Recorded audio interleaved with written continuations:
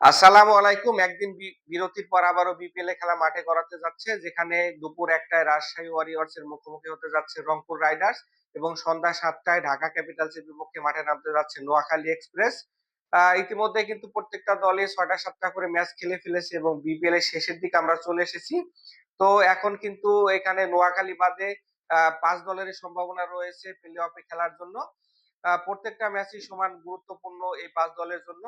আজকে কিন্তু রংপুর এবং রাজশাহী ওয়ারিয়র্স এর যে ম্যাচ রয়েছে, যে দল জিতবে তাদের কিন্তু পয়েন্ট টেবিলে শীর্ষে যাওয়ার আ সুযোগ রয়েছে। কারণ পয়েন্ট টেবিল শীর্ষে রয়েছে চট্টগ্রাম রয়্যালস, তাদের পয়েন্ট ১০। তো আজকের ম্যাচ জিতবে তাদের কিন্তু ১০ হয়ে যাবে। রান রেটটা ভালো হলে তারা কিন্তু ১ নম্বরে চলে যাবে। আ তো আজকের ম্যাচটা কিন্তু আরো একটা সুপার ক্লাসিক হয়তোবা হতে চলেছে। আমরা কিন্তু রংপুর এবং রাজশাহীর ১ম লেগের যে খেলা দেখেছিলাম সেখানে কিন্তু ম্যাচটা টাই হয়েছিল। সুপার ওভারে রিপন মন্ডলের বুদ্ধিদীপ্ত বোলিং এ কিন্তু এখানে জিতে গিয়েছিল রাজশাহী ওয়ারিয়র্স। তো আজকেও কিন্তু ওইরকম একটা ম্যাচ আমরা দেখতে চাই। আ এখানে রাজশাহী ওয়ারিয়র্স এর কিন্তু জিমি নিশাম যোগ দিয়েছে। হয়তোবা ১ম ম্যাচেই তাকে খেলানো হতে পারে। তো জিমি নিশাম আপনারা জানেন যে টি-টোয়েন্টি ফেরিওয়ালা। বড়, বড় ফ্র্যাঞ্চাইজি লিগে তার খেলার অভিজ্ঞতা রয়েছে। যেকোনো বোলিং অ্যাটাক কে কিন্তু কাঁপিয়ে দিতে পারেন জেমি নিশাম। মোহাম্মদ ওয়াসিম রয়েছে। আইএল টি-টোয়েন্টির পরে কিন্তু তার ফর্মটা তিনি ক্যারি করতেছেন। বিপিএল এ গত ম্যাচেও ঝড়ো ইনিংস খেলেছিলেন। তবে তানজিদ তামিমকে নিয়ে কিছুটা কনফিউশন রয়েছে। তিনি কিন্তু এই বিপিএল এ তার স্বভাবসুলভ ব্যাটিং করতে পারতেছেন না। তো নিশ্চয়ই বড় ম্যাচে তিনি আ কামব্যাক করতে চাইবেন। নাজমুল হোসেন শান্ত রয়েছে এবার বিপিএল এ একমাত্র সেঞ্চুরিয়ান। দারুণ ব্যাটিং করতেছেন।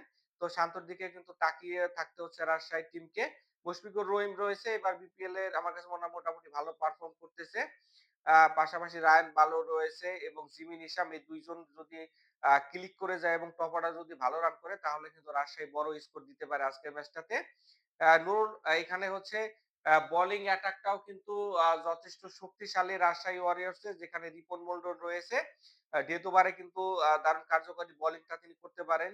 তার সাথে কিন্তু এখানে হচ্ছে বিনুরা ফার্নান্দো রয়েছে। দারুণ ইকোনমিক্যাল বোলিং করে যাচ্ছেন এই টুর্নামেন্টটাতে। তানজিম সাকিব রয়েছে আরো একজন পরীক্ষিত বোলার। পাশাপাশি মেহরুবের অফ স্পিনটাও কিন্তু গত ম্যাচেও আমরা দেখেছি ভালো তিনি ইকোনমিক্যাল বোলিং করেছেন এবং উইকেটটাও তুলে নিয়েছেন। রংপুর রাইডার্স আমরা জানতাম যে কাগজে কলমে এই টুর্নামেন্টের সবচেয়ে শক্তিশালী দল। কিন্তু গত ম্যাচে তারা কিন্তু ৯ রানে হেরে গিয়েছিল নোয়াখালীর বিপক্ষে। যেখানে শেষের দিকে ইফতেখার এবং তাহিদ হৃদয়ের দারুণ পার্টনারশিপ সত্ত্বেও নুরুল হাসান সোহানদের ব্যর্থতায় কিন্তু তারা হেরে গেছে। তো তারাও কিন্তু আজকে জয়ের ধারায় ফিরতে চাইবে। এখানে টপ অর্ডারে যদি কথা বলি ডেভিড মালান এবং লিটন কুমার দাস রয়েছে। লিটন কুমার দাসের কিন্তু আমরা আ সেরাটা এই টুর্নামেন্টে দেখিনি। হয়তোবা ইউ নেভার নো আজকের ম্যাচে তিনি ভালো একটা ইনিংস খেলতেও পারেন।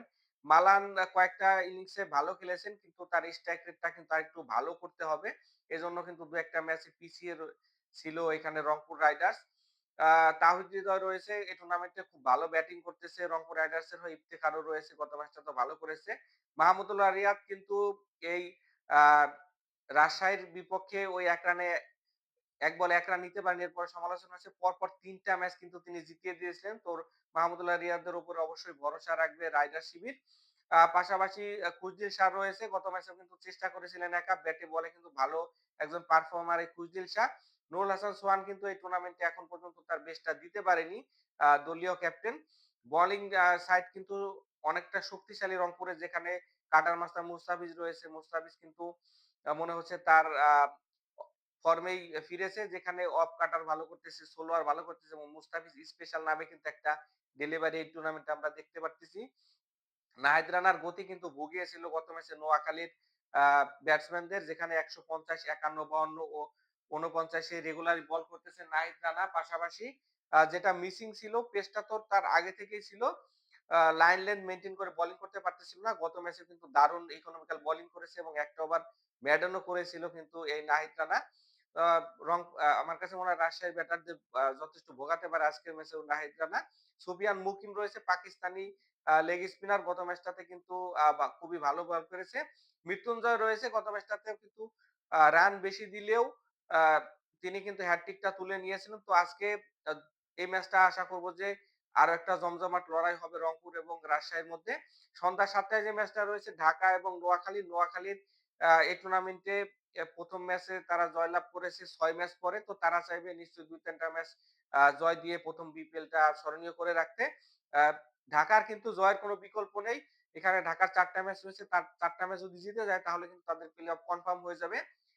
ঢাকা টিমের এখানে হচ্ছে কিছু সমস্যা রয়েছে। আপনারা জানেন যে এখানে গুরবাজকে ম্যাচের পরে তার রুমে যেয়ে জেরা করা হয়, ফোন নিয়ে যাওয়া হয়। এ নিয়ে কিন্তু তাদের ওনারও সংবাদ সম্মেলনে কথা বলেছেন। তো এইগুলো একপাশে রেখে কিন্তু ঢাকার মাঠের খেলা এখানে মনোনিবেশ করতে হবে। যেখানে রমানুল্লাহ গুরবাজ রয়েছে, আব্দুল্লাহ আল মামুন রয়েছে ওপেনিং এ। পাশাপাশি এখানে সাইফ হাসান কিন্তু এখন পর্যন্ত তার বেস্টটা দিতে পারেনি বিপিএল এ। নাসির রয়েছে, পাশাপাশি শামীম হোসেন পাটোয়ারি রয়েছে, সাব্বির রহমান রয়েছে। অনেক বড় তারকা কিন্তু রয়েছে কিন্তু তারা কিন্তু এখনো ওইভাবে টিম হিসেবে জ্বলে উঠতে পারতেছে না। তো আজকের ম্যাচটাতে কিন্তু তাদের জ্বলে ওঠার কোনো বিকল্প নেই। আশা করব যে আজকে ২ টা ম্যাচই বড় স্কোরিং হবে এবং জমজমাটপূর্ণ একটা ২ টা ম্যাচ আমরা দেখতে পাবো। সকলে ভালো থাকবেন। দেখা হচ্ছে নেক্সট ভিডিওতে। আল্লাহ হাফেজ।